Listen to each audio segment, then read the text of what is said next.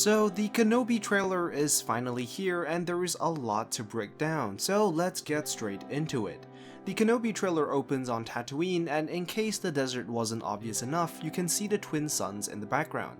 Obi Wan heads into town leading an Eopie, a very common animal used for transportation and travel on Tatooine. The Eopie is very recognizable by its long snout and lanky limbs. It also has a tough pale skin that is designed to keep it cool by reflecting the sunlight.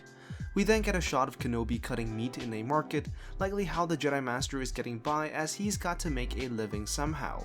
And then we hear this. The fight is done. We lost. Reflecting the end of the Clone Wars and the defeat of the Jedi. We also get a shot of Kenobi spying on the Lars family and Luke, who at this point in time is just a boy. This is of course the purpose of Kenobi's mission on Tatooine, as he is supposed to safeguard Luke until he is old enough to become a Jedi. We then hear this. Stay hidden.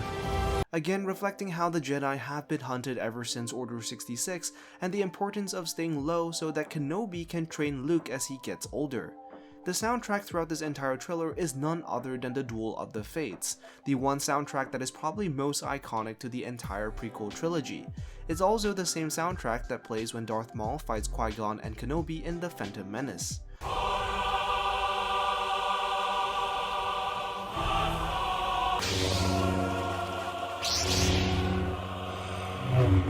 Really just cementing that this is very much a prequel-inspired project, and who knows, maybe we will get to see even more old faces from that era in this show.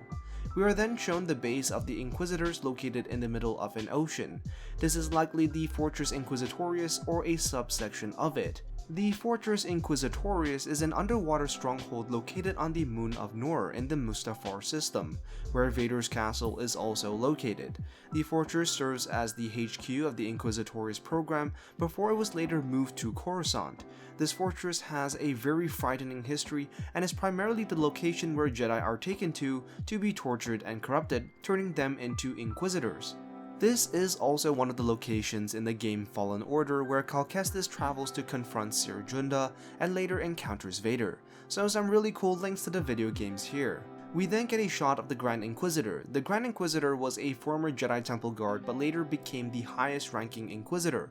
He has a very long history, so I'll save it for another video. But essentially, he is the man that coordinates the hunt for the Jedi and reports directly to Vader and the Emperor. He was featured extensively in the show Rebels as well as the comics. In the background we catch a glimpse of the fifth brother, who also appeared numerous times in other source materials as well as the Rebels show. We then see a train-like vehicle heading to a big city, possibly Mos Eisley or Mos Espa.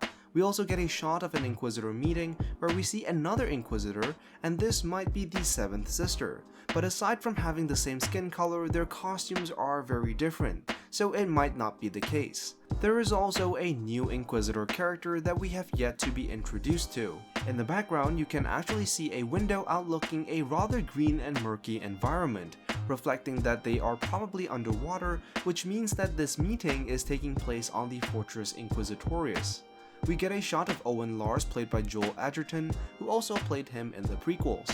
Another shot of the new Inquisitors looking over an urban area, definitely not Tatooine judging by the aesthetics. Now, judging by the way things are designed, this could really be a number of places.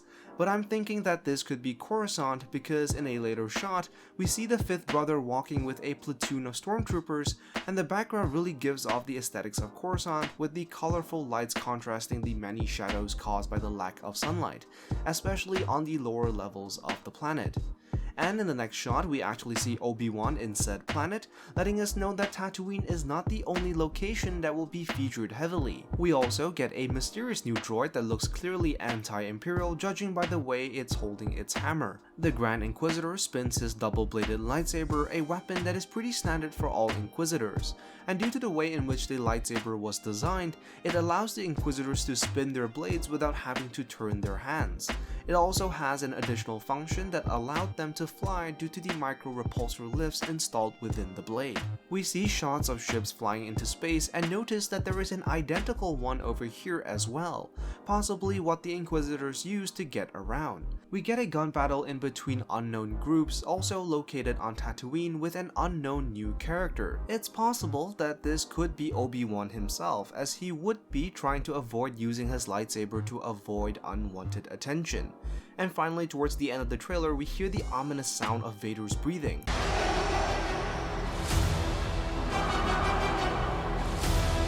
foreshadowing the coming duel between Obi Wan and Vader. So that is everything I could find in the Kenobi trailer. I gotta say, this is probably one of the best Star Wars trailers to date, and I cannot wait for this when it comes out in May. I think it's going to be one of the, if not the best Disney Plus show that we've seen so far, and with so much at stake here, I can't help but admire the magnitude of it. Anyways, let me know what you think in the comments down below. Are you hyped for this show? Be sure to hit that thumbs up button and subscribe if you are new to the channel. I am the Lost Acolyte, and I have spoken.